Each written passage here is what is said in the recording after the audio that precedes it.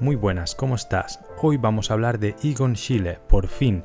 Es el artista más interesante de todo el periodo que hemos trabajado alrededor del secesionismo vienés, del modernismo y por supuesto de Gustav Klimt, quien fue su maestro, entre comillas, la figura que lo dio a conocer. Son dos opuestos, dos figuras representativas del arte de comienzos del siglo XX que son totalmente diferentes y al mismo tiempo pertenecen al mismo contexto e incluso fallecen en el mismo año. De modo que a través de sus diferencias y sus parecidos vamos a poder apreciar mucho mejor lo que ese tiempo nos tiene que decir a través del arte. Quédate si te apetece descubrir por qué Schiele es mucho mejor que Gustav Klimt como artista y como pintor, y también si quieres descubrir artistas que rodeaban estos círculos que no son tan conocidos pero que forman parte o tienen la misma importancia de este contexto, de este ambiente. El arte nunca es un nombre solitario en mitad de un libro de historia del arte. Siempre son muchas más personas, a veces desconocidas, que tienen mucho que aportar, y también así descubriremos cómo se creaban este tipo de pinturas, quiénes eran sus influencias y por qué es tan interesante la figura de Schiele como artista para ubicar también cómo entendemos la propia figura del artista de forma idealizada. Eso sí, antes de empezar, quiero recordar a las personas que lleguéis de nuevo que este vídeo es una continuación de los anteriores de Klimt, del Art Nouveau, del modernismo, de Wittgenstein. Incluso todos estos vídeos están interconectados, aunque se puede ver por separado, pero hay mucha información alrededor del contexto y de otros detalles que voy a omitir aquí porque ya están en esos otros vídeos. Y ahora sí, sin más dilación, vamos con Egon Schiele.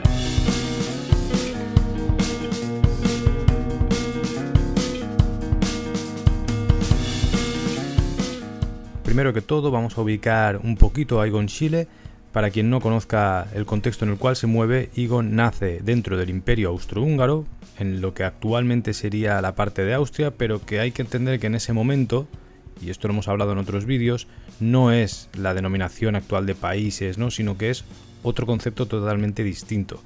Es un Imperio Austrohúngaro que entra en decadencia, bueno, lo hacen colapsar con la Primera Guerra Mundial, y de hecho es el epicentro de esa Primera Guerra Mundial, y hasta ese momento podemos entender, de forma muy resumida, que hay un ascenso y una decadencia a través de la burguesía, de la aristocracia, de ciertos valores muy asociados al concepto de Europa vetusta, ¿no? Colonial, imperial.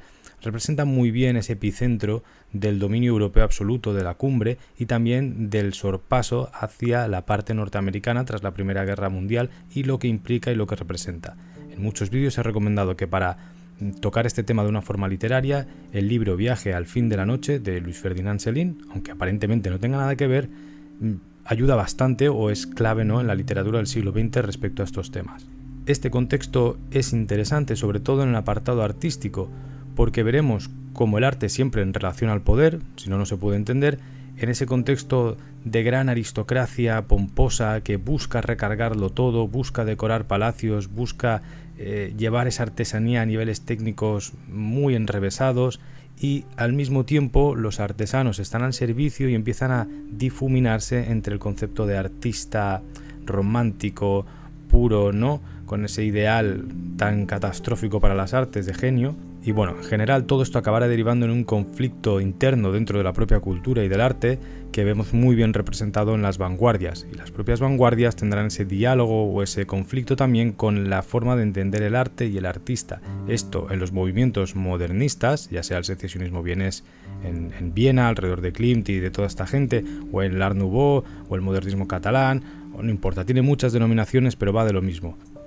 Quería resumir este marco porque es interesante, ya que estos artistas como Klimt, Schiele, van a representar muy bien esa posición del artista que debe posicionarse o ubicarse en la forma de entenderse a sí mismo, y a través de la propia generación de obras de arte van a cuestionar lo que entendemos la sociedad como arte con mayúsculas, arte oficial, más allá de una silla muy bien decorada o labrada está hecha por un artista o por un artesano, o esta obra va más allá de querer estar colgada en el palacio de un burgués, sino que quiere hacer una exploración psicológica del alma humana o intelectual, o quiere suplantar la filosofía, etc. Esta serie de debates van a empezar a partir, ¿no?, desde este contexto artístico, aunque aparentemente no se sienta así de primera vista.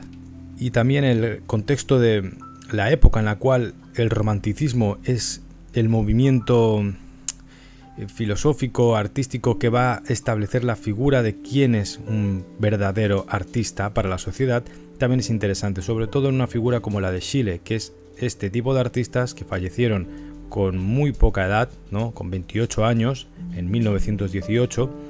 Entonces ayuda a ensalzar esta posición del artista que tiene una vida corta pero muy intensa, que pertenece a núcleos en su prime, ¿no? Cuando está todo efervescente, y que de repente corta su producción. Por lo tanto, se nos queda la sección que al mercado o a los historiadores o a la literatura, el relato que se genera alrededor del arte, más le interesa, ¿no? Como si después de la juventud, esto pasa lo mismo en la publicidad, en el cine y en otras facetas culturales, ya lo demás fuese puro relleno, ¿no? Entonces, cuando el artista encima corta su existencia en ese tramo, nos parece como redondo el relato.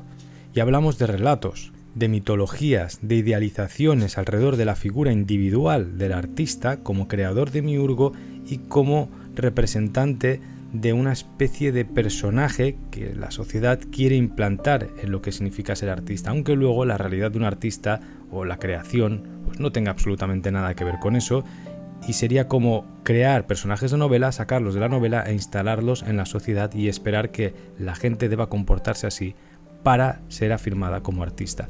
En Schiele, todo este preámbulo que acabo de hacer creo que es crucial.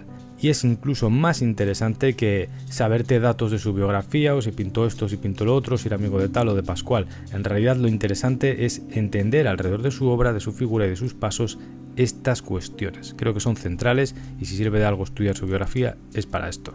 Por otra parte, Schiele nace en una familia relativamente normal, de ferroviarios, sin que sea una gran familia burguesa, ni sin ser una gran familia pobre, con dificultades. No es una familia normal que después de que fallecer el padre lo adopta un tío y él acaban aceptando que pinta y dibuja, va a la escuela de artes, bueno, a la Academia de Bellas Artes de Viena, y allí estudia dibujo y diseño. O sea, hasta aquí no hay mucho que destacar, más allá de una existencia bastante corriente, y allí tendrá su primer conflicto ideológico con la idea de artista. Es un poco lo que hemos hablado al principio, pero ya asociado a su propia vida. En este caso, en 1910, 1909, alrededor de estas fechas, él entra en la academia y se da cuenta de que el ambiente educativo es muy conservador, muy tradicional. Esto es lo mismo que vimos en el vídeo sobre Klimt. Klimt aprende en el mismo ámbito, pero anterior porque es un poco más mayor, y allí se dan cuenta esta serie de artistas en Viena que todo el arte está orientado a producir artesanías muy labradas para satisfacer el gusto y la demanda aristócrata y burguesa de la sociedad pujante, ¿no? Que paga mana, y los artistas se forman para satisfacer ese gusto. Y las cuestiones artísticas de pensamiento, los dilemas filosóficos alrededor de lo humano, de lo propio artístico dentro de su propia técnica, no interesan o no se permiten.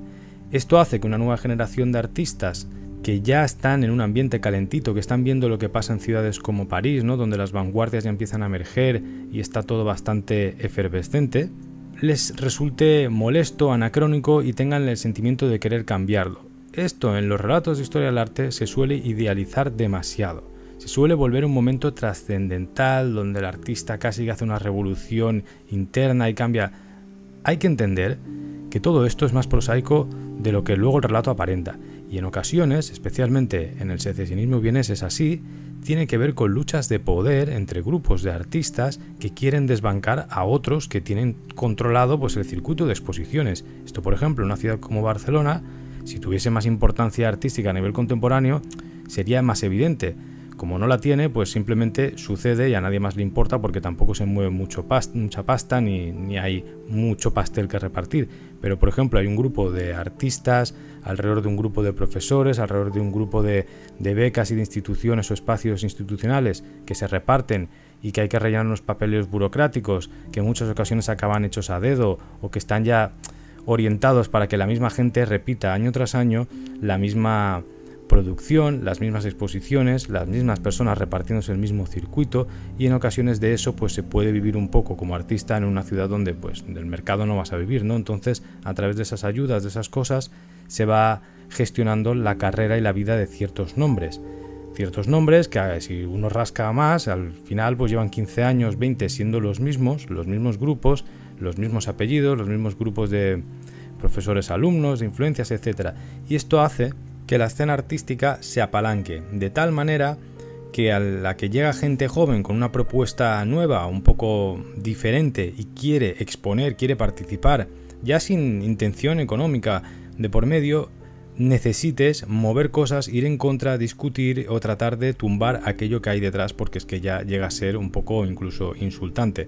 Esto es exactamente lo que pasó, ¿no? Con un paralelismo un poco así de 100 años, pero es más o menos muy similar a lo que pasó en aquel momento en esa Viena. Y esto es lo mismo, y pongo el ejemplo de Barcelona porque en realidad son muy similares. Son ciudades que venían de un auge artístico, que habían tenido una explosión a nivel internacional bastante interesante, o muy interesante de hecho, pero que al mismo tiempo no acababa de cuajar, ¿no? Como un lugar muy prometedor, pero al mismo tiempo decadente para las artes del lugar. Es como Barcelona, es un lugar muy prometedor para la gente de fuera, que ve una historia cultural, una riqueza artística brutal, pero la gente que vive o que intenta vivir del arte aquí dentro, o que quiere crear una escena, o que quiere proponer cosas, no puede, ¿no? Pues es un poco parecido, por eso quería poner este paralelismo, porque lo encontré muy interesante. Bien, volvemos a Schiele, que en este mismo ambiente que acabamos de describir, ¿no? Está en desacuerdo con el statu quo de la educación artística, entonces decide salirse de la academia, cansado de ese tipo de educación con modelo, con ropajes clásicos, con orientado a veces a la decoración. Él quiere algo más, o mejor dicho, algo más similar a lo que está viendo en otras ciudades de Europa como París, donde las cosas van por otra dirección. Abandona la academia y forma el Neukunstgruppe, grupo de nuevo arte, con otros compañeros, y a partir de estos movimientos que van extendiéndose de la academia, acabará conociendo al pintor Gustav Klimt. Aquí es importante que conozcas el contexto de Klimt, lo que hemos hablado en su vídeo anterior, pero si no te lo resumo en dos frases. Klimt no era un artista disidente ni era un desconocido. Klimt era muy famoso en su ambiente, incluso internacionalmente lo era aún más. Era un artista muy demandado, querido por todo el mundo, tanto por la burguesía como los aristócratas, como los artistas outsider. Era un artista muy famoso. Entonces esto también es importante tenerlo en cuenta porque Schiele admira a Gustav Klimt. Y cuando estos dos se conocen, esta posición de fan va a estar ahí, al menos al principio. Y esto va a ser más que evidente, sobre todo al observar su obra, ¿no? Como en Schiele vemos coger los mismos preceptos de Klimt y llevárselos a otro lado. Esto también me interesa y no paro de repetirlo en vídeos continuamente, porque alrededor del debate de los derechos de autor, de la especie de idea de genio de Miurgo que crea obras de la nada, que todavía a día de hoy sigue presente, especialmente con los debates de la IA y todo esto, siempre me interesa destacarlo. Schiele coge y copia exactamente lo que su admirado maestro está haciendo o ejecuta, y simplemente por los dejes de las personas que tenemos experiencias distintas, que al final acabamos ejecutando las obras de otra forma, o que cogemos solo un aspecto que nos interesa, lo lleva a un terreno que es totalmente diferente y más interesante. Y aquí vienen las diferencias, las principales diferencias con Klimt. Klimt satura todas las pinturas, todos los fondos con pan de oro, abstracciones decorativas para contrastar con las figuras pintadas, idealiza todos los relatos alrededor de la mujer y todo para satisfacer el gusto burgués de la época. La pintura de Klimt consiste en satisfacer por entero el gusto aristócrata de su momento. Por eso es un pintor tan conocido y tan famoso. De hecho, ese toque kitsch de barroquismo, de horror vacui a través de toda la decoración posible, de meter oro, puntillismo, líneas sinuosas que giran, esto, cogerlo es como decir, vale, ¿qué le gusta a la gente con pasta? Esto yo te lo pongo todo en un cuadro. Esto existe en Klimt, y al mismo tiempo existe una figura en medio que se contrasta. Schiele, interesado en la parte más artísticamente pura, entre comillas, por si esto se puede decir así, pero es para entendernos, cogerá solo lo que de Klimt podemos entender como investigación pictórica o como dialéctica de pensamiento. Aquí sería, por ejemplo, el tratamiento de una figura o de un cuerpo humano de una forma determinada, y quita toda la parte que es un gusto más orientado a satisfacer la demanda del mercado burgués o aristócrata del momento, y eso convierte al arte de Schiele en algo ya más interesante. Pero insisto, no porque sea mejor así, No es que el otro sea malo o negativo para apreciar el arte, sino porque simplemente lo hace más sencillo de entender si lo que queremos es sacar un contexto o una cuestión cultural de aquel momento. Y pongo un ejemplo muy fácil. Si tú en un futuro o ahora mismo quisieras investigar o analizar un iPhone, un aparato, un teléfono móvil, imagínate que viene alguien y te trae ese teléfono móvil incrustado en 50.000 diamantes, con 30.000 aplicaciones que sirven para no sé qué, porque es lo que la gente quiere, y viene otra persona y te dice, toma, el móvil limpio, ¿no? Plateado, tal y como salió de la fábrica de diseño, con 3 aplicaciones y ya está, ¿no? Esto es un móvil. Tú coges y aquello es más sencillo de entender, porque para entender lo otro deberías quitarle todos los diamantitos y toda la mierda que alguien le quiso poner para que pareciese más caro y más lujoso. Pues bien, ese iPhone más fácil de entender, ¿no? De una forma, una especie de arqueología del tiempo, sería Egon Schiele. ¿Y por qué también? Porque ya que tenemos que analizar la figura del genio, de los dejes del romanticismo a través de esa asimilación que hace el simbolismo de esa figura del héroe romántico y del arte, es mejor hacerlo en Schiele, que es el representante que realmente se cree aquello. En Gustav Klimt nos hacen creer que esa persona está ahí, pero Klimt siempre tiene una patita en un lado y la otra en el otro, y al mismo tiempo juega como a 3 bandas, se crea ese mismo personaje mitificado en la misma sociedad, es muy famoso, lo tiene todo muy fácil. En cambio en Schiele, si quieres analizar el mito del genio romántico, aquí lo tienes. Es el artista que es desconocido en vida, que será conocido posteriormente, que tiene un interés, que se cree realmente ese cuento de la espiritualidad en el arte, de ciertos aspectos teóricos de su momento. Él realmente los representa y los cree. Entonces, si quieres analizar una figura artística, es mejor hacerlo con él. Y vamos a ir un punto más allá. Si en el papel de artista de la época queremos estudiar a alguien como Klimt, podemos aplicar el ejemplo de Klimt al artista que tú prefieras, ¿vale? Pero si, por ejemplo, tenemos a las teorías del psicoanálisis, a Freud de fondo, el surrealismo, todo esto está teniendo mucho auge. No olvidemos que estamos en Viena y las ideas de Freud van saliendo mucho a la luz y tienen mucha influencia en el arte. Entonces, en Klimt vemos una justificación alegórica para representar ciertas filias, ¿no? Y para representar de cierta forma el cuerpo humano, escenas de carácter erótico, sexualizado. Si te vas a Schiele, tienes esto por 1.000.000 desatado, ¿vale? Aquello es una pasarela de fotopollas y de desnudos descarnados, de vaginas sonrosadas, de no sé. En ese aspecto está más desatado. Todo lo que queremos estudiar de ese contexto, de la figura del artista, de la propia obra, de la representación del cuerpo, del papel de la mujer, del hombre, de lo que tú quieras, en Schiele está exagerado por 1000. Entonces, siempre será el artista más interesante de analizar de este contexto, de este periodo y de ese lugar. Y de hecho, este es uno de los problemas que vamos a tener en este vídeo. Lo quería decir al principio y me acabo de acordar ahora. Es probable, y no es que sea probable, va a ser así. Mi intención es que los vídeos sean visibles. Yo no hago las cosas para que las vean 4 personas, sino que siempre, aunque intente hacer las cosas diferentes, más complejas, o que no tenga una intención divulgativa, siempre quiero que esto sea lo más visible posible, ¿no?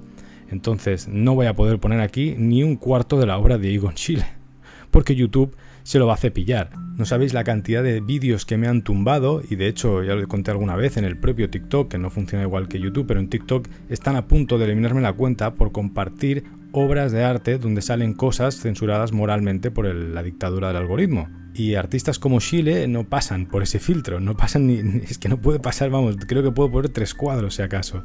Entonces invito a la gente que esté viendo esto a que investigue más, o a que, por ejemplo, podéis adquirir el libro de Taschen, que sacó hace poco, por 4 duros, donde sale bastante, no sé si es obra completa, pero si no es completa, es bastante completa. Vale 20 euros, es un libro que creo bastante imprescindible para quien le guste el arte. Luego hay otras monografías más completas, pero bueno, no importa. No es para es para las imágenes, ¿eh? Lo puedes comprar en cualquier idioma porque no importa. Los textos de Taschen siempre son una cagada, o sea que yo lo recomiendo aquí por las imágenes. Bien, pues aquí dejando este disclaimer, seguimos. Hablando de este aspecto de la carnalidad, de la centralidad del cuerpo desnudo en Schiele, más allá de las lecturas que podamos hacer desde la perspectiva que queramos, lo interesante es que aunque Schiele quiere ser un artista famoso como todo el mundo, quiere ser reconocido, como acabo de decir yo aquí, quiero ser visto, y que él también quiere ser visto, no consigue satisfacer el gusto aristócrata del momento, ¿no? No consigue recibir esos encargos de palacio que Klimt sí que consigue, y precisamente pasa esto porque él está cogiendo y descarnando a su maestro. Este es uno de los aspectos más interesantes, pero nos lleva a otro punto aún más interesante, y es que lo que más le importa a Schiele es el cuerpo humano, el cuerpo como entidad que define lo humano. Y esto en debates actuales con la inteligencia artificial, ¿no? Inteligencia artificial versus humanos, el posthumanismo, transhumanismo, toda esta serie de corrientes están en boga en la actualidad y que van a seguir estando, vuelven al mismo tema. El tema central a resolver, a veces, en estos debates, creo que no debería ser la inteligencia como tal, sino el cuerpo. Lo que contiene el propio cuerpo, la corporalidad versus el robot, el imitar los mecanismos que tiene el cuerpo de moverse, de interactuar de forma humana con los pares. Estos temas son más complejos y complicados que imitar o intentar reproducir el truco de magia de la inteligencia. Eso incluso podríamos considerarlo sencillo, pero hacer que un robot se comporte exactamente como un humano, a nivel corporal, es mucho más complicado. Y de hecho creo que eso es un tema central en este debate que a veces se salta o se queda un poco más de fondo, y en un artista como Schiele volvemos a verlo. Lo que nos atrae de un pintor como Egon Schiele es el cuerpo. Cómo está representado el cuerpo y esa absoluta humanidad que parece emanar de sus dibujos, y cómo todos los fondos desaparecen para de nuevo estar centrados en el cuerpo. En Schiele no importa todo lo que hay alrededor. Siempre el tema central, de nuevo, es el cuerpo. Y todo esto sucede antes de que exista Antonin Artaud y su cuerpo sin órganos, posteriormente cogido por Deleuze, y toda esta serie de filosofía de los años 60 francesa que tendrá tanta importancia en el arte contemporáneo. Y creo que, de nuevo, es un acierto por parte de Schiele, aunque sea un acierto involuntario, porque no creo que él pensara en nada de esto, evidentemente, pero ahí está y así lo cogemos, ¿no? El arte también sirve para coger las lecturas que nos interesan en un momento dado y retomarlas. Si no, no releerías el Quijote o Shakespeare porque no te interesaría, ¿no? Y siguiendo por esta línea de relación entre Klimt y Schiele, que es el punto central del vídeo que he tomado para poder explicarlo, porque creo que ese contraste lo ayuda a hacerlo mucho, esta comparación. Klimt adopta a Schiele, evidentemente esa relación es maestro-alumno, maestro-aprendiz, y le presenta también a la gente que le da de comer, porque ya lo hemos dicho, Klimt es muy famoso, tiene muchísimos contactos y se codea con lo más granado de la aristocracia vienesa y de otros lugares, le van pagando. Entonces él le presenta a Schiele ciertos mecenas. Schiele puede vivir del arte, pero vemos que no acaba de llegar al punto del maestro, ¿no? De satisfacer ese gusto. Entonces, aunque reciba encargos, no acaba de ser o de explotar su carrera. Y aquí vendrá uno de los principales conflictos con el maestro y con el tema del secesionismo vienés, cómo también se acaba rayando Klimt en ese mismo secesionismo, ¿no? Se secesiona del secesionismo, porque, como hemos dicho al principio, y esto no se cuenta muchas veces, al final son movimientos políticos que, en lugar de tener a un presidente o a un aspirante presidencial a tal partido o tal cual, son artistas que están buscando medrar y tener una carrera, es decir, vivir profesionalmente de algo que es muy difícil monetizar. Tú no puedes monetizar el arte o la cultura en general hasta que no lo conviertes en mercancía. Y eso a día de hoy lo puedes ver, por ejemplo, en el mercado del libro o del propio arte. Si yo quiero hablar de los temas que trato en este canal, no puedo mercantilizarlo de una forma tan sencilla como si me dedico a pintar únicamente cuadros con una galería o con un coleccionista que tiene un gusto determinado a la moda del momento y que tiene una demanda concreta y se paga por ello, ¿no? Y si encima yo, como artista, en competencia con otros iguales, logro medrar, meter el codito y lamer los culos apropiados en ciertos ambientes, mi nombre estará destacado por encima de otros individuos. Esto, que es muy humano y no va a cambiar nunca, al menos de momento, no tiene que ver a veces con las investigaciones que entendemos como cultura o como pensamiento, o si tienen que ver siempre quedan en un segundo plano cuando lo confrontas con esto. Pues bien, Schiele va a tener estos conflictos y de ahí va a derivar ese giro hacia un expresionismo más exacerbado, más descarnado, donde se va a quedar solo con los elementos que él considera artísticos. Hay artísticos, expresivos, bueno, sí, artísticos. Esto es porque también en este grupo de secesionistas vieneses, de grupos de pintores, de artesanos que están intentando reivindicar la figura de alguien que hace cosas como sillas, marcos, como una obra de arte total, que también ellos son artistas, no solo el pintor tradicional de estudio.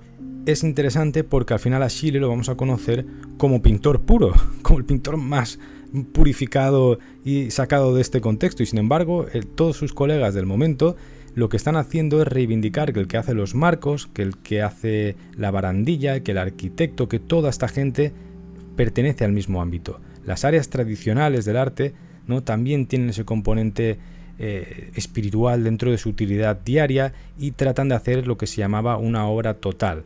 El ejemplo de la obra total, pues es un poco confuso para muchas personas, pero yo diría que cuando entras en la típica casa modernista que ha sido decorada por fuera, por dentro, que incluso la lámpara está conjunto, tiene una intención artística junto al cabecero de la cama y al mismo tiempo el texto o los diseños gráficos se incorpora dentro de la misma obra a través del cartelismo con un marco. Bueno, todo esto es un poco lo que se buscaba en aquel momento, y de fondo no tenemos nada más que una contestación totalmente humana a un contexto de revolución industrial, de procesos técnicos e industrializados a través de la creación y de la creación de objetos que consideramos artísticos o no. Esos debates son los que hay alrededor de estos movimientos en el fondo. Y como vemos, toda esa primera secesión de lo que se consideraba clásico, en Schiele tiene otra secesión, y es que llega un momento en el cual él también se acaba dando cuenta que estas personas, estos artistas que estaban intentando revolucionar algo en el fondo, tenían unos intereses, como hemos dicho, puramente políticos, y ese ideal espiritual, expresivo, cultural, mental, no existía o no se materializaba. Entonces Schiele quiere buscar un terreno de juego que se centre únicamente en lo artístico, en lo expresivo y en ese ideal romántico de lo espiritual en el arte. De modo que ante esa especie de dilema o de debate que existe interno entre la figura de Klimt y estos secesionistas vieneses de un arte espiritual, romántico, simbolista, bla bla bla, junto con aceptar que paga mana, ¿no?, un arte recargado con pan de oro, que con artesanía decorativa, todo esto, intentan compaginarlo. Entonces digamos que Schiele lo que decide es quedarse solo con el lado romántico, idealizado, ¿no?, de ese demiurgo simbolista, que es un aspecto casi más religioso dentro del arte. De nuevo vemos esto, nunca hay que perderlo de fondo. Esta especie de idealización del artista, de aspecto espiritual religioso, siempre será, eso siempre debe entenderse como una contestación al contexto industrial. Sin eso no se entiende el contexto romántico. No solo tras la Revolución francesa, los debates de posición de poder entre la parte del pensamiento francés versus el pensamiento alemán, sino que realmente lo que está de fondo en la tramoya de todo este teatro es la revolución industrial y su relación con las artes. Y si estamos hablando de Viena, pues tampoco hay que perder de vista lo que significa la caída de esa vieja Europa, que incluso a día de hoy aún podemos ver los últimos coletazos, ¿no? Y bueno, creo que esto es, lo repito muchas veces porque es bastante importante y no se repite tanto, y es lo que realmente interesa de este contexto. Luego vamos al salseo de Schiele, que habrá más de uno que se estará preguntando ¿por qué no habla de cuando lo encarcelan? Me gustaría antes repasar brevemente las influencias o las referencias que podemos encontrar de fondo en Schiele. Siempre nos vamos a dejar muchas, porque nunca podemos saber todo lo que vio un artista, de dónde robó y cogió las cosas, pero las más destacadas pues sí que no me lo puedo dejar en un vídeo en el cual hablamos de Schiele. La principal, pues sí, es el Greco.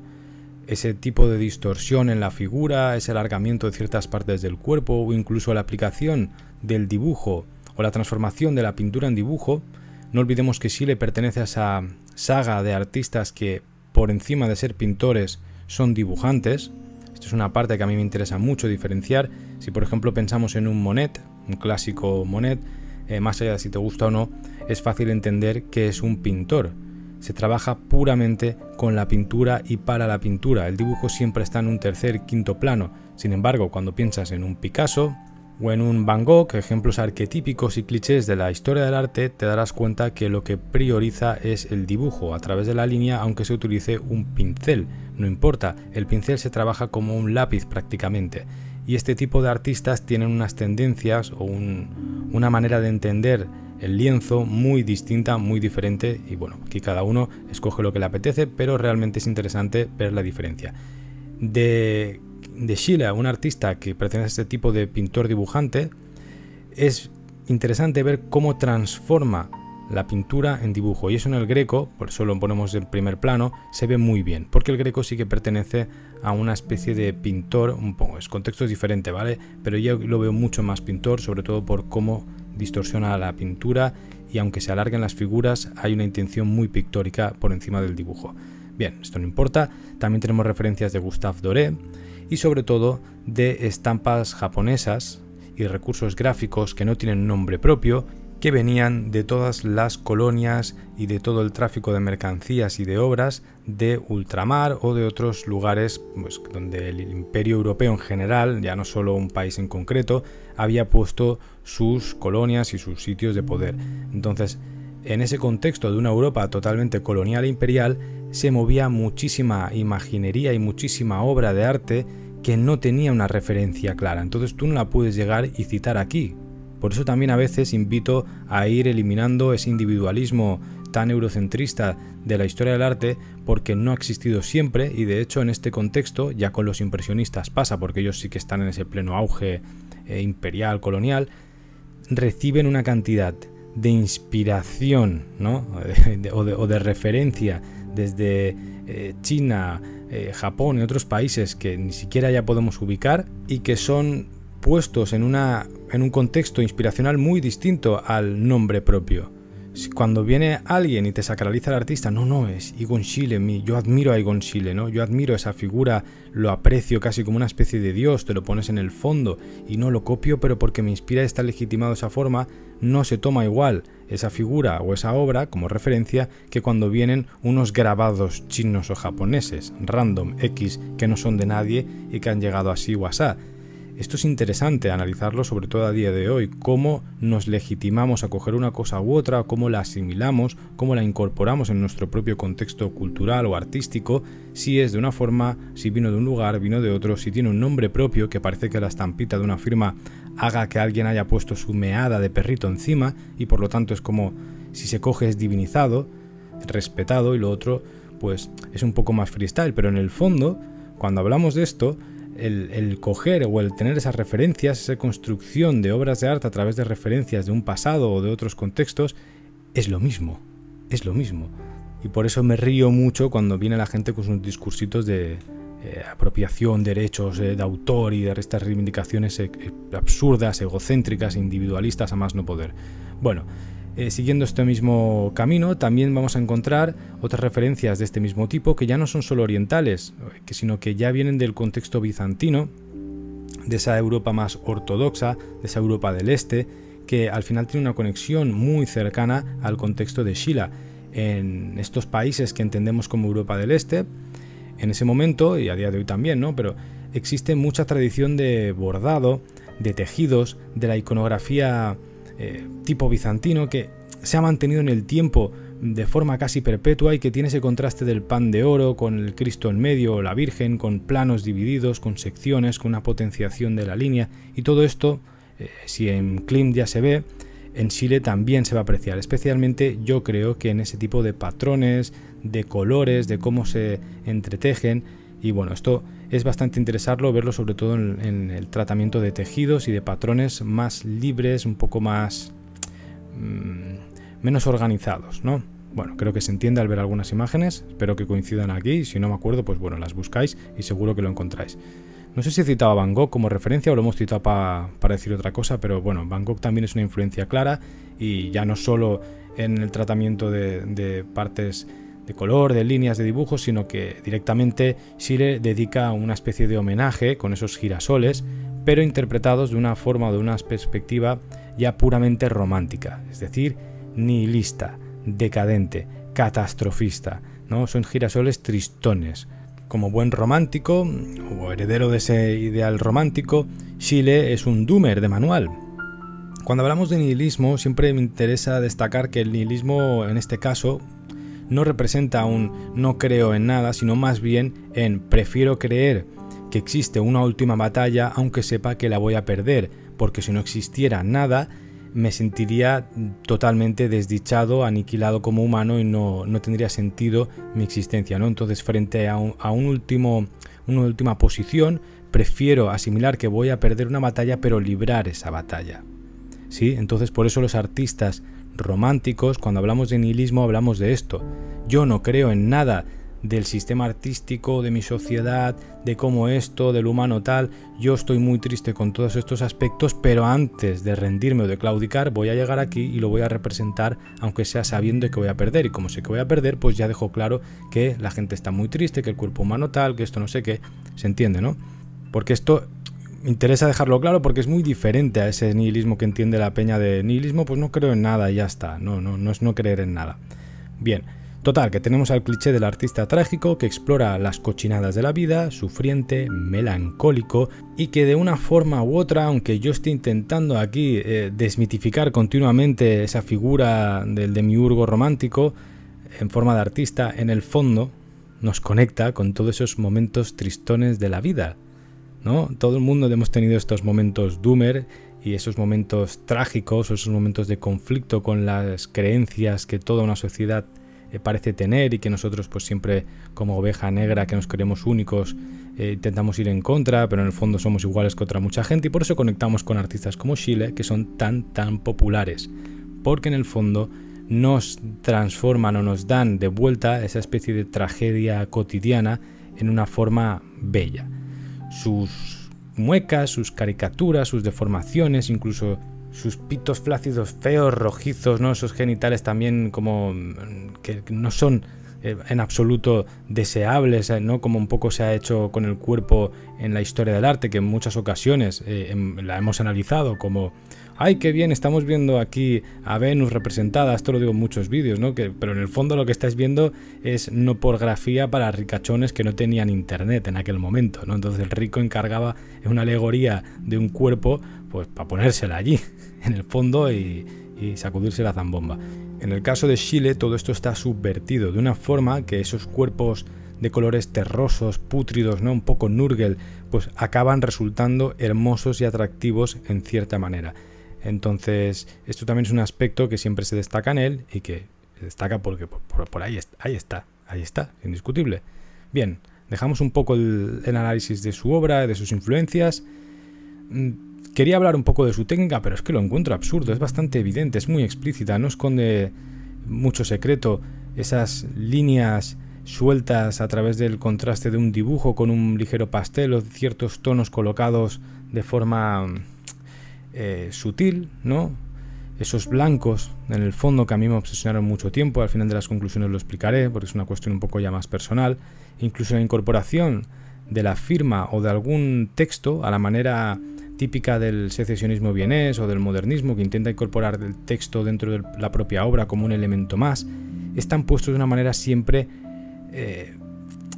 la palabra no sutil, sino dejada pero bien puesta, ¿no? Entonces vemos, por ejemplo, en el retrato de Erwin Olsen de 1910, si alguien lo quiere buscar, está la figura totalmente alejada, fuera de plano, balanceada en la mitad pero hacia un lado, quedaría descompensada, y sin embargo la firma y la palabra que él escribe allí, no me acuerdo cuál es, quedan perfectamente equilibradas, ¿no? Tratan de recomponer un poco los pesos o el balance de pesos que habría allí, incluso la discontinuidad de una línea, ¿no? Donde se omite un antebrazo que debería haber, o una cadera, tiene que ver también con un balance intuitivo de los pesos, y bueno, esto a nivel compositivo es interesante.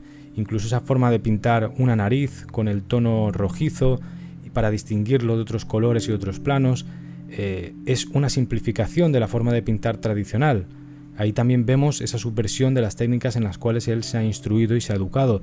Es normal que alguien que pinta de manera figurativa o que intenta ser fotográfico en su pintura siempre va a tender a ubicar ciertos tonos en unas partes del cuerpo, sobre todo entendiendo la representación humana desde un cuerpo blanco típico, pues sería, por ejemplo, si tú vas a pintar un retrato, la nariz, las orejas, ciertas partes de los ojos o alrededor de la boca siempre están un poco más subidas de tonos rojizos, carmines, ¿no? Por la concentración de la sangre. Bueno, es una idea, ¿no? Muy estética, que aunque luego en la gente normal por la calle no nos fijemos, siempre que vas a pintar lo tienes en cuenta porque ya forma parte incluso del estándar, ¿no? O por ejemplo la incorporación de tonos verdosos o tipo azulado, un poco depende de la elección del pintor, pero tú puedes escoger esa serie de pigmentos más tirando a un verde, un azulado o un gris frío para contrastar los tonos cálidos y también generar la sensación en las zonas de la barba masculina o la sensación de las venas por dentro del cuerpo que son de color azul verdoso y tienen que estar plasmadas hablo siempre de una pintura figurativa relamida de esta de cajoncete, ¿no? Entonces en esos aspectos siempre se tienen en cuenta. Claro, esto por ejemplo en la pintura más renacentista o barroca, bueno, especialmente renacentista, se hacía con grisallas, donde por encima luego se pintaba con tonos carne, y de hecho con la mala conservación o la reacción de ciertos pigmentos, en muchas caras nos quedan negras o solo vemos la grisalla en algunos cuadros. Pues bueno, esto tiene que ver con este tema también. Esta chapa viene porque en Chile vamos a ver esa descontextualización de estos elementos de la pintura tradicional, figurativa, de retrato, ¿no? En una exageración de puro corte expresionista que va a llevar a pintar partes de la cara únicamente de color verde grisalla o azulado, junto con partes como por ejemplo la nariz, la oreja o una parte del pezón o del hombro, que van a estar de color rojizo. De una forma totalmente exagerada, pero en lo que acabo de explicar está el origen de esa elección de colores. ¿Por qué no violeta o por qué no la nariz verde radioactivo y no al revés? Pues tiene un origen y tiene un contexto. Esto incluso artistas bueno, da igual, no sé, no nos vamos a meter aquí a hacer distinciones, hay muchos vídeos al respecto, pero no sé, es muy típico en el graffiti contemporáneo que busca una representación idealizada de la figura a gran escala, o simplemente una expresión artística que tenga que ver con el truco o el ingenio de la representación figurativa, pero de una forma que sea un poco más expresiva, ¿no? Que no simplemente sea el típico barroquismo caravallesco, ¿no? Sino que vaya un poco más allá. Se intenta coger estas referencias que hay aquí, y hay artistas muy conocidos en estos ámbitos que recurren a esta técnica de forma ya que incluso aplicando un simulacro de Baudrillard quedan totalmente descontextualizadas y bueno, pues esta referencia, mucha gente que la vea, pues aquí sabéis el origen ya. Y del mismo modo, bueno, quería hablar de la técnica y no paro de hablar de la técnica. Hay otro aspecto también muy interesante, que es esto a veces puede ocurrir por falta económica de recursos, otras veces por intención estilística, pero escoger pigmentos que tienden a la semitransparencia, como por ejemplo puede ser un azul de Prusia o un verde ultramar. Este tipo de pigmentos, un verde esmeralda, el puro, el original de la época de Chile, tienden a no ser opacos, se tienden a utilizar en veladuras tradicionalmente, o tienen una tendencia más que necesitan aplicarse con blancos o con otros tonos más densos para llevarse a ese punto álgido. Por ejemplo, el azul de Prusia, o bueno, en la actualidad azul de Phtalo lo puedes encontrar también, aunque no son exactamente lo mismo, pero por ahí va un poco la idea. Tienden a sacar mayor potencia cuando los mezclas con blancos, ¿no? Están un poco pensados para... como son semitransparentes, no está hecho para ser opaco como una capa, como tal. Entonces, ¿qué pasa? Artistas como Chile lo sacan de ese contexto y lo aplican directamente como una masa uniforme. Al aplicar como una masa uniforme este pigmento transparente o semitransparente, se van a crear unos surcos con el pincel porque nunca llega a la opacidad de, por ejemplo, un rojo de cadmio. El rojo de cadmio o el blanco de plomo del fondo sí que va a tener una densidad y una opacidad que se lo come todo. Cuando alguien que está empezando a pintar quiere pintar un amarillo y va a comprarse la pintura amarilla, nunca va a comprar el cadmio porque es el pigmento más caro que suele haber en la tienda, y entonces acaba comprando derivados de las naftas o pigmentos azoicos que son semitransparentes y nunca consigue encontrar ese tono amarillo. Pues esto mismo es lo que pasa, pero de una forma intencionada, en la obra de Chile. En su caso, utilizará esos pigmentos semitransparentes para crear paisajes, zonas con sombras, con definiciones más oscuras, aplicando más sobrecarga de pigmento. Por ejemplo, en su famoso autorretrato, cuando se dibuja o se pinta la chaqueta suya o la camisa que lleva de color oscuro, está dibujada a través del entramado de pinceladas, pero todo es una capa de un mismo pigmento uniforme.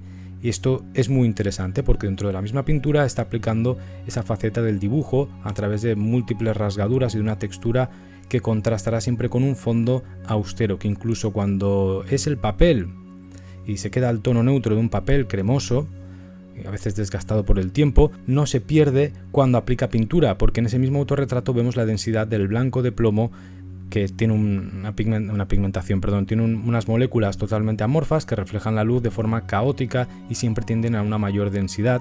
Entonces crea unos contrastes entre la semitransparencia y la opacidad absoluta muy golosos, muy interesantes. Esta misma aplicación mezclada con otros colores llevará a esos retratos que parecen que hayan sido surcados, ¿no? Que son como dibujados, rayados, que le dan ese toque tan expresivo que a la gente le gusta en este artista. Va a ser porque de nuevo utiliza pigmentos semitransparentes para aplicar al cuerpo humano. Es decir, se quedaría como en lo que alguien que hace una pintura académica de lameculitos así, de lamelienzos que llamo yo, haría como una primera capa, ¿no? La cual vas a dejar secar para posteriormente encima ir aplicando veladuras o más capas o más densidad. Él va a dejarlo siempre en un estadio de dibujo, de apunte, pero totalmente pictórico. Es decir, puramente intencional. A través de pigmentos como por ejemplo el siena o la sombra tostada, mezclado con algún tono carmín que también siempre tienden a cierta transparencia, va a lograr esos efectos que veis en el cuerpo y que en la actualidad, pues artistas como, yo que sé, es que no quiero decir nombres propios de la actualidad porque me da mucha pereza, pero hay artistas muy conocidos, racializados, que se han hecho famosos precisamente por ejecutar lo mismo que se hacía en Chile, pero con cuerpos de otras regiones que no participan en la historia del arte. Bien, así queda bastante claro. Y de hecho es la firma pictórica de Chile, este aspecto de una mezcla de dibujo con carboncillo, de patrones lineales herederos o herencia de esos lugares del este, junto con una aplicación pictórica siempre a través de los pigmentos semitransparentes. Y es una firma porque cuando lo vemos aplicado o lo vemos que sale un poco de ese contexto, en algún retrato, no me acuerdo el nombre, bueno, no importa, hay algunas pinturas de Chile, ya lo veréis enseguida, que tratan de salirse de ese contexto y de repente se convierten en una especie de vómito cacoso en el cual se le ha ido la mano y ha perdido un poco el sentido de lo que podemos apreciar en él, esa elegancia o esa sutileza, ese dibujo, esa calidad pictórica que mezcla el propio pigmento transparente mientras pinta, ¿no? Y así genera esa carnalidad con esos azules de contraste. Todo esto desaparece en algunos retratos o en algunas pinturas en las cuales él sobrecarga o incluso aplica fondos y se le va la mano y ahí pues no destaca tanto, o incluso aunque sea interesante pierde bastante esa potencia o esa elegancia que lo caracteriza tanto. Entonces ahí se ve muy bien dónde está su identidad pictórica. Bueno, creo que hemos hablado bastante de la técnica, lo podemos dejar aquí, o probablemente haga un vídeo aparte para miembros del canal. Te puedes hacer miembro si te apetece, donde pues podemos profundizar más en este tema de la técnica o explorar un poco más la parte del dibujo y complementar este vídeo. Porque antes de terminar tenemos que repasar el famoso caso, ¿no?, en el cual lo encarcelan, el caso Neulenbach, porque se le acusa de eso, pues empieza a considerar su obra como no porgráfica. Y como todos los de este contexto, pues bueno, a este lo pillan porque coge, o bueno, se le acusa de tener como modelos a niños y niñas que que tenía alrededor, y los utiliza como para retratarlos en desnudos, en posiciones que resultan obscenas para la época y para ahora también, depende de cómo lo mires, y que en general, pues bueno, por este fue el polémico tema por el cual lo encarcelan y le hacen un arresto preventivo, no me acuerdo si un mes o cuánto fue exactamente, pero bueno, pasa por prisión y su nombre queda manchado también. Respecto a este tema, también pasaba con Kirchner, pasaba con Klimt, lo he tratado de disimular, pero todo el mundo sabía cómo funcionaba también. Y esta es una posición del artista en un contexto en el cual posteriormente también se va a alargar. Yo que sé, pues el ejemplo más claro, todos esos filósofos franceses tan liberales, ¿no?, del contexto en el cual casi querían legitimar o legalizar este tipo de prácticas, y no deja de ser una posición de poder en muchos casos, o una idealización del propio artista que de tan libre que es y tan legitimado a ejercer esa libertad, ¿no?, a través incluso del cuerpo y de la carnalidad, pues llega a rozar los límites de todo lo que puede tener a su alrededor. Y a partir de aquí, pues bueno, quien quiera ir más allá o quien quiera investigar más, pues que se adentre en ello. Yo creo que hay tanta información y tantos vídeos de esto alrededor que no vale la pena perder mucho más el tiempo aquí, porque estamos hablando de Chile y de lo que nos acaba quedando, y como siempre el tiempo estas cosas las acaba borrando y nos acaba quedando la obra que persiste o no, o se acaba eliminando. ahí los ejemplos más claros es que tú empiezas a revisar la historia del arte. Para empezar, no representa a todo ni a todo el mundo, y para seguir, pues la mayoría de personas tienen biografías que, si supieses de verdad, son más que cuestionables, más que cancelables, y que aquí pues tampoco se sabe hasta qué punto era una cosa, era otra, o es un poco el caso Michael Jackson, ¿no? Es nuestro Michael Jackson del arte aquí. Igualmente, insisto, que investiguéis mejor esto. Siempre está la polémica aquella de Rösler y de los textos de la cárcel. Bueno, es que esta parte es una idealización también del mito romántico. Él mismo se pone como una víctima trágica y empieza con sus textos Doomer, que a mí, pues yo que sé, no me interesan tanto, así que me los voy a funar aquí. Porque nos llevan a una lectura artística suya, existencial, trágica, y todos estos clichés que siempre alimentan obras de estos artistas, como pasaba con Kokoschka también, que de verdad es que para mí no ayudan a entender la obra de estas personas, de verdad. Es que creo que la distorsiona de tal manera que me resulta vomitivo, igual que, bueno, pues otros asuntos de su biografía que nos vamos a saltar, porque es que no creo que aporten nada, y si no, también esto pues sería eterno. Lo que me interesaría destacar es figuras alrededor de Schiele, como por ejemplo la de Joseph Turka, nunca sé cómo se ha pronunciado este nombre, para mí es impronunciable, Joseph Turka, ¿no? Turka sería, al cual le quería dedicar un pequeño spin-off, luego lo agrandaré, pero vamos a hacer un breve resumen, porque es uno de los artistas checos, austriacos, bueno, mitad, más interesantes de este contexto, precisamente por lo que desaparece de él. Y eso es lo que representa dentro de ese contexto artístico. Es poeta, fotógrafo, y al final pasa la historia por dejarnos los retratos de Egon Schiele o de Gustav Klimt, pero su obra debería valer por sí misma, por lo interesante que es, por participar del mismo contexto, por ser igual de válida, por estar en ese mismo lugar, y sin embargo no pasa a la historia del arte, sino que pasa de puntillas por haber fotografiado a los dos personajes de la historia del arte. Esto sucede, en parte, porque su obra se destruye durante un bombardeo de la Segunda Guerra Mundial. Su estudio se aniquila por una bomba y apenas sobreviven estos pocos retratos y algunas 4 fotos por ahí desperdigadas. Además había sido alumno de Hella Katz, una fotógrafa judía que era muy influyente en la escena esta de Viena efervescente de alrededor de la Primera Guerra Mundial. Entonces esta serie de personajes desaparecen del mapa y nos queda, por ejemplo, Schiele o Klimt. Pero sin embargo, personajes como Joseph Turka o Hella Katz son igual de importantes, solo que no acaban trascendiendo en esa especie de pedigrí de la historia del arte. Pero toda esta serie de fotógrafos, especialmente la figura del fotógrafo, en este contexto es crucial. Los artistas que utilizan la fotografía de una forma artística se la están llevando a otro lugar contrario al cual había nacido la fotografía, que al mismo tiempo había desbancado a la pintura de su lugar, entendido como tradicional, representativo, simplemente porque la pintura durante mucho tiempo sirve como fijador de la cámara oscura, y en este caso, con la fotografía ya totalmente desatada con fijadores químicos, el fotógrafo también tiene libertad y al mismo tiempo desbanca al artista pintor. Entonces aquí hay un diálogo muy interesante que en los expresionistas va a explotar, porque la relación entre los pintores expresionistas de todo este contexto de principios del siglo XX y la fotografía es indisociable. No se puede entender la pintura expresionista sin la fotografía de fondo y sin el trabajo o la retroalimentación entre fotógrafos como Turka y autores como Schiele o yo que sé, en Susan Baladón.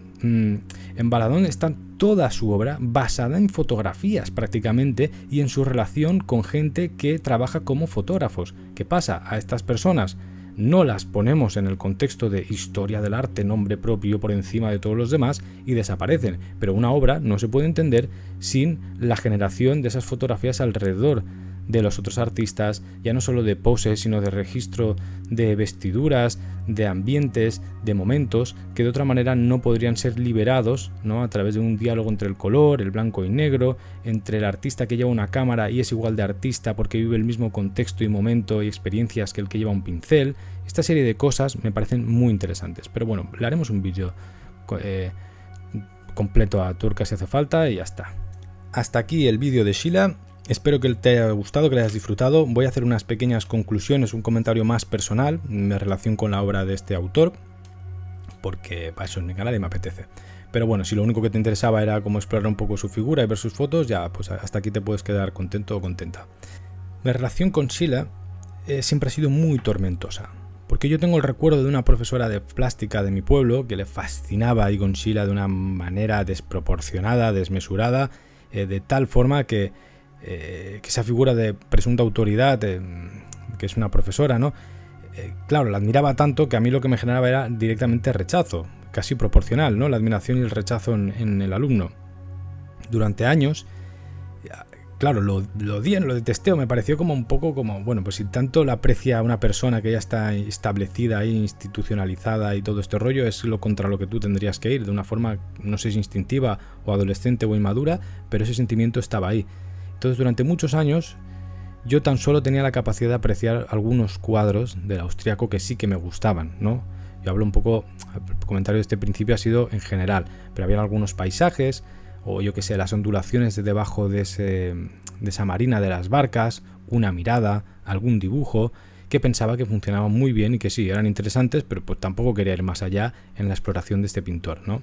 Porque el sentimiento que tenía es que sus pinturas me resultaban forzadas, artificiosas, caricaturescas en el sentido más cutre de la palabra. Me molestaba el cabezón suyo con flequillo tipo vampiro de Crepúsculo, me molestaban esos rasgos concéntricos metidos en medio de caras con pose de marioneta, ¿no? Habían cosas en su obra que me generaban un rechazo, ¿no? Ya digo, en el aspecto pictórico, no moral, ni... De hecho, eso siempre es quizá lo que más me fascinaba en ese aspecto disruptivo de ponerlo todo patas para arriba con la moral de una época, y creo que también es lo que le fascinaba a mi profesora en el fondo y a lo que le fascina a mucha gente. Casos que a nivel estético, joder, no compenetraba, y no pasa nada, ¿no? Porque esto nos puede pasar a épocas, igual que con las lecturas. Es muy típico. También lo comentaba cuando hablábamos de Thomas Bernhard, que es uno de mis escritores favoritos, yo lo considero elemental para entender la literatura del siglo XX, y durante mucho tiempo cuando enfrentaba sus obras había momentos que no me entraban, ¿no? Y en otros que no podía salir de ellas, y esto pues bueno, me apetecía comentarlo aquí porque creo que nos pasa a todo el mundo durante muchos tiempos, y mira, al final estoy aquí haciendo un vídeo sobre Schiele, y hace 10 años esto lo consideraría impensable. Siempre que me lo cruzaba trataba de huir de él o de quitarlo del medio porque me daba pereza. Encima me molestaba más aún porque esto, a ver, en el contexto de la universidad, de la facultad, Bellas Artes en Barcelona es la época rabera por excelencia, y muchos artistas tienen este corte punky, o que, bueno, el cliché del perro flauta de la época, ¿no? Por publicarlo genéricamente.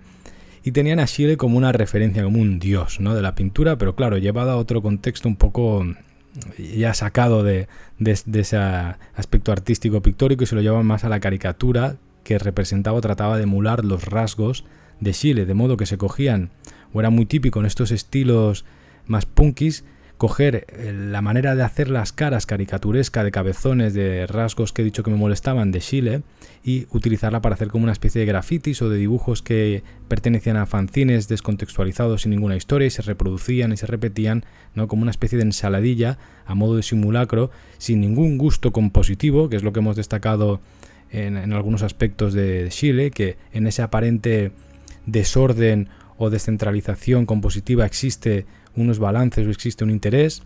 Pues eso no existía, ¿no? En esta gente de papeles, libretas y paredes que inundaban la Facultad de Bellas Artes y fanzines, y llegó un momento en el cual era como, no paraba de ver a Schiele como una pesadilla que me rodeaba. O lo que he comentado antes, ¿no? Pues grafiteros que estudiaban allí también, que luego hacían murales y que cogían esta manera de reproducir el color de Schiele por capas en una misma cara, pero de una forma que tiende a las grisallas. Yo siempre he preferido el color saturado y esos tonos que se quedan en medio, ¿no? Entre marroncitos, grisáceos, verdes, siempre me han dejado como a medias tintas, que es como, no, tío, o sea, al máximo, o todo o nada, ¿no? Aquí esto del gris en el arte no sirve para nada, ¿no? Digo, el término medio. Y bueno, pues siempre esos aspectos me han ido generando rechazo, hasta que hubo un momento en el cual me encuentro con una fascinación, un poco más adelante, con los fondos de Schiele. Los fondos de las pinturas de Egon Schiele me empiezan a obsesionar. Sigo rechazando, o sigo entendiendo, o sigo viéndolo como que no me acaba de entrar, no es un artista que me apasione, pero no puedo dejar de pensar en los fondos que pintaba. Desde el papel manchado, el papel que se vuelve cremoso con el tiempo, cómo se desgasta aquello, cómo las gotas o el dedo corrido de un carboncillo empieza a ensuciar esa parte, pero que forma parte al mismo tiempo del fondo en los papeles, y sobre todo cómo el blanco, cómo consigue darle una textura y una profundidad a un fondo que es blanco. Yo le tenía pavor al blanco, es porque el blanco es muy difícil de trabajar, especialmente cuando tenemos la referencia del blanco en la historia del arte y nosotros en la actualidad no podemos utilizar ese mismo pigmento. El blanco de plomo está prohibido por temas lógicos, ¿no? La gente acaba atorrada con el saturnismo y otras enfermedades derivadas del plomo, de chupar pincel. El plomo es tóxico y en la actualidad solo se puede conseguir en tiendas especializadas y especialmente pues para restauración, o es muy caro también si lo quieres comprar, y en general solo tenemos disponibles el blanco de titanio o el blanco de zinc. El blanco de zinc es una mierda para pintar, si no sirve, y además da muchos problemas de craqueladuras, de reacciona mal con otros pigmentos, y sirve para dar texturas a cielos, a mezclar con ciertos pigmentos para dar alguna capita así diferente, y lo que más se utiliza es el blanco de titanio, ¿no? Que es una especie es el blanco que utiliza todo el mundo, vamos, el de la pared, el de todas partes, pero es una especie de imitación del blanco de plomo, pero no se acerca ni por asomo, porque como he dicho en un momento dado del vídeo, el blanco de plomo tiene ese pigmento esa molécula amorfa que refleja la luz de una forma que es incluso artística en su propio ADN, ¿no? En su propio núcleo del átomo es artístico porque es un caos y nunca nada va a imitar esa capacidad de refracción de la luz. Y eso lo sumamos una densidad descomunal, porque el plomo ya sabemos que es muy pesado, y eso también se aprecia en las pinturas. En total, que esas características, con esto no quiero decir que todos los blancos de Schiele sean de plomo, ¿vale? Sino hablo de la sensación que generaba la pintura o los blancos, lo que me fascinaba a mí en Schiele. Incluso cómo el medium de la linaza, en lugar de otros que a veces se mezcla con cártamo o con amapola, generan esa tonalidad amarilla. Bueno, me estoy enrollando. Para mí era algo mágico, porque yo no me veía capaz de hacerlo en mis obras. Siempre que intentaba hacerlo en alguna obra, trabajar un fondo blanco, llegaba y acababa haciendo otra cosa. Este es uno de los problemas del oficio de la pintura, ¿no? Que siempre tiendes a esos gusanos mentales de decisiones, de gusto personal, de mini traumas, ¿no? Conflictos que tienes respecto a la propia pintura. Que cuando tú vas contra un lienzo, incluso buscas mecanismos de seguridad, como puede ser repetir ciertas formas, ciertas figuras. En otra gente la figuración fotográfica le genera esa seguridad porque piensan que está todo controlado. Hay otras personas que no, que pues esa seguridad se lo da el sentirte en un marco totalmente abstracto donde como está legitimado que todo sea arbitrario, pues no pasa nada. En general tenemos estos conflictos. Pintar es confrontar algo y tomar decisiones. Tomar decisiones es muy difícil, ¿no? Saber dónde empezar, saber dónde parar, saber qué poner al lado de qué cosa. Si en nuestra vida diaria a la mayoría de personas nos cuesta esto, ¿no? En tonterías como puede ser incluso decidir qué comer o a qué hora tienes que salir a hacer una tarea u otra y acabas procrastinando estas cosas, pues en la pintura pasa lo mismo, pero en una escala, ¿no? De un universo diminuto. Pues bien, toda esta es mi relación con Schiele. Durante mucho tiempo fue ese faro, ese fondo, esa conexión que me mantuvo vivo con él, porque si no lo hubiese desechado para siempre. Y ahí fue una grieta que se fue abriendo poco a poco hasta que un día logré ir a Viena, ya lo dije, de la mano de Thomas Bernhard con maestros antiguos, y pude ver la mayoría de obra que se conserva en los museos de Viena de Schiele, que es bastante, es mucha. Y es interesante porque es una obra que en persona gana mucho más, como todas, sí, pero esta relación también entre la imagen que vemos digital o impresa y la obra en persona a día de hoy es aún, si cabe, más interesante, porque en la actualidad estos conflictos técnicos no suelen tener tanta importancia, y de hecho esto me lleva a la reflexión que sí que tiene que ver con la actualidad. O sea, aparentemente esto era una divagación, pero no lo es, porque algo interesante es que el tratamiento de los blancos deja de tener interés o deja de tener importancia cuando estamos acostumbrados a ver imágenes todo el rato en internet. En este caso en Instagram normalmente, o en redes sociales donde el cuadradito es diminuto, apenas se puede ampliar o apenas se puede apreciar esos matices de pinturas más monocromáticas, o en este caso los blancos que no se captan bien en la cámara de un móvil. Entonces siempre tendrá más impresión o otro color, o tendrá más capacidad de llamar la atención que trabajar, por ejemplo, con unas texturas de blanco. Y a partir de ahí ya, bueno, cuando vi los cuadros en persona y pude investigar más en profundidad a Schiele ya con un mayor interés, mayor apertura mental, pues como a todo el mundo pues me fascinó, y a día de hoy me sigue pareciendo una figura elemental y mucho más interesante para el contexto que Klimt y que otros artistas más conocidos, tal y como hemos comentado a lo largo del vídeo. Y bueno, si compartes esta idea, pues o qué relación tienes tú con Schiele, pues también me interesa leerla en comentarios.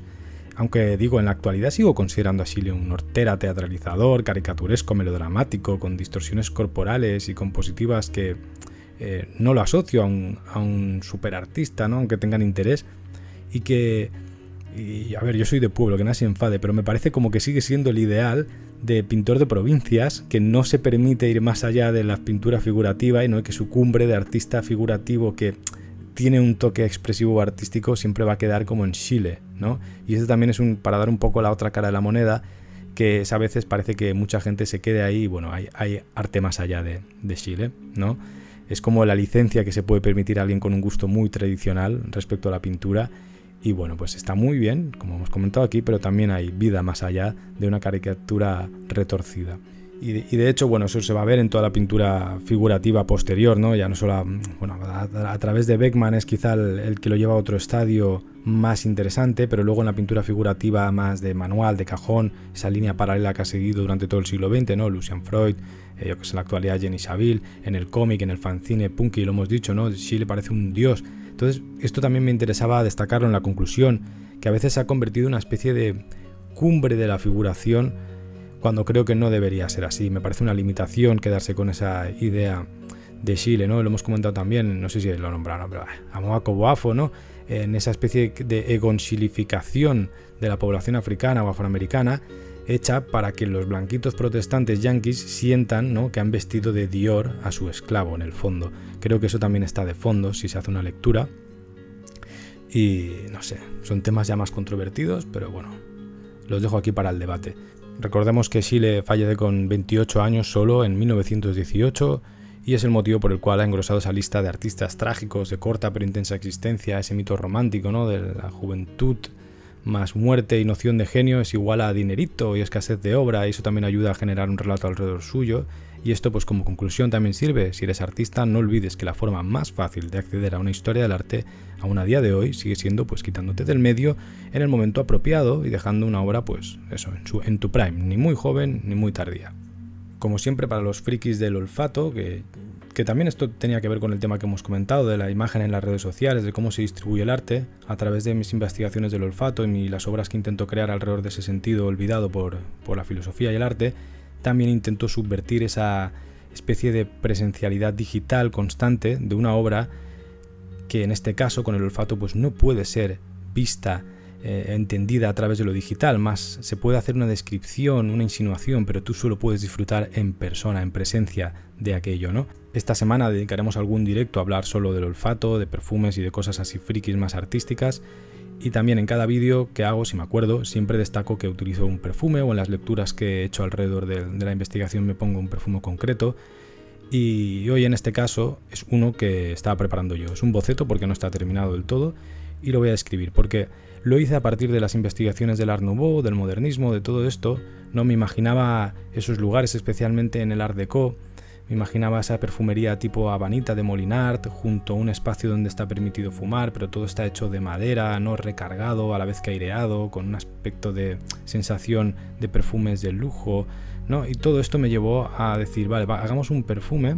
Yo siempre suelo trabajar con composición más o menos mitad natural, mitad química, y digo, tíralo más a lo natural, con cierta base química, para sustentarlo todo, y que, yo que sé, por ejemplo, utilicé unas maderas de cedro, ¿no?, para representar esta idea de la ebanistería del momento, y un cedro chino y un cedro de Virginia, y le puse el ISO Super y el Timbersil, que bueno, es lo mismo, para poder sacarlo más allá y expandirlo. Y a los cedros les junté las resinas con tonos cálidos como de canela del Benjuí, del Estoraque, el tono licoroso de la Sandaraca, un poquito de absoluto de tabaco, el musgo de roble, que era tan apreciado en la perfumería de antigua o vintage y que en la actualidad pues está muy restringido. Entonces, bueno, lo combino con un poco con el veramos, que es la parte legal química que se puede poner, junto con el mínimo de musgo de roble natural, y también con algunos tonos afrutados, bueno, en general con el cipriol, de la nagarmota. Y con toda esta combinación mi intención era generar esa sensación de oler como... Lo voy a echar un poquito aquí y os lo describo. ¡Buah! Oler a este periodo es intentar transportar la mente a ese lugar, a una especie de fiesta o de taller de artista de este momento, a ese contexto que tú te lo puedes ubicar un poquito alrededor, porque, insisto, es abstracto, huele a madera, a libros viejos, un poco a tabaco que ha quedado impregnado en la piel de alguien que se ha perfumado con un perfume de la época. ¡Oh! Es una maravilla. Y creo que me funciona muy bien, creo que ha salido muy bien. Bueno, pues este es el perfume que hemos usado hoy. Como siempre, estos pronto los podéis conseguir en la web, van cambiando los que hay en mi web, depende de lo que voy generando, porque pues, quiero que sea así, como con ese toque artístico de la limitación de la obra, que no puede ser comercializada de forma industrial ni nada. Y bueno, aquí lo dejamos. Espero que lo hayas disfrutado, espero que te haya gustado este vídeo. Cierra un poco ese ciclo austriaco porque ya ha tocado muchos temas. Volveremos a él seguramente con otros artistas, que aquí hay mucha gente importante, pero ya iremos pasando otra vez a tiempos más actuales. Creo que los siguientes tendrán que ver con el net art, el arte en la red y algo de fotografía. Muchas gracias por haber llegado hasta aquí. Nos vemos en el siguiente vídeo.